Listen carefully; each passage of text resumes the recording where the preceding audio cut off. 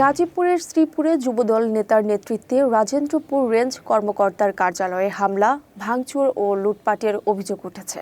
লাঞ্ছিত করা হয়েছে নারী কর্মকর্তা নাসিমা আক্তারকে।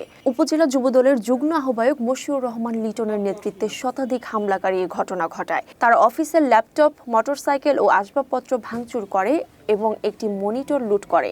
বন বিভাগের জায়গায় রাস্তার কাজ স্থগিত করায় এই হামলা চালানো হয় বলে জানা গেছে। এই ঘটনায় নাসিমা আক্তার শ্রীপুর থানায় মামলা করেছেন।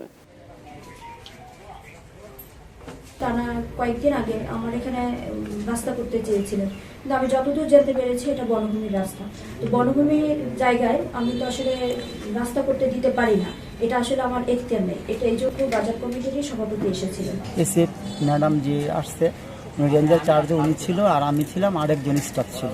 লোক গেট দিয়া ঢুইকা দৌড়াইয়া আমরা কিছু গেট লাগাবো এরকম আমরা লাগাইতে ওরা দৌড়াইয়া আসা হামলা করলো, ভাঙচুর করলো। আমরা তেমন কিছু বুঝতে পারলাম না।